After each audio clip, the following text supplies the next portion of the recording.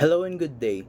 My name is Ryan Angelo Bulaong. I am a first year BAM student at UPOU, and this is my reflection vlog video for my MMS 100 midterms.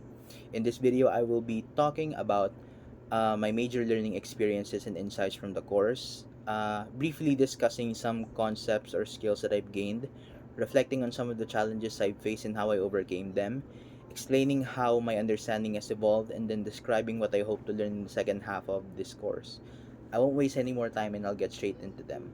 So, first off, what stood out to me was learning about the technological foundations of media modalities such as video, audio, text, animations, and images, etc. Before I studied the material, I had a very basic understanding of the terms I knew of, such as the sampling rate in audio, and then pixels in images, and then resolution in video. And I've encountered terms like HD before, and then 1080p and 1080i in audio, or sorry, in video, but I didn't really know what they are.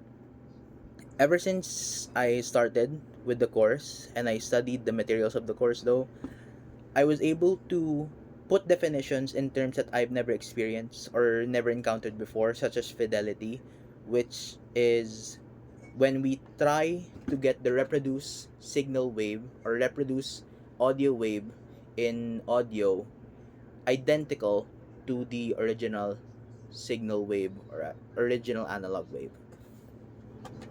So, apart from that, I was also able to expand upon my present definitions of the terms I was already familiar with, and I was able to put them into more context. Next, I want to talk about using and producing video and animation. So, what stood out to me the most is the article talking about the issues we could encounter in video production, as well as concepts of the phi phenomenon and the persistence of vision. So persistence of vision is basically states that the light stimulus stays longer in our retinas than the actual light shining on it.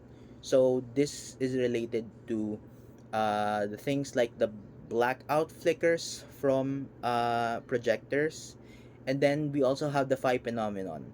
The phi phenomenon is basically when two images are shown to us in rapid succession, and in those two images, say that there's a ball. In one images, the ball is over here, and then in the second image, the ball is over there.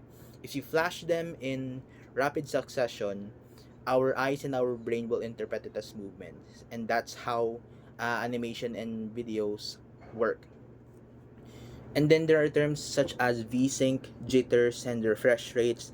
These are terms that I'm familiar with because of gaming, and being able to understand them and also putting context into them was very interesting and very enlightening.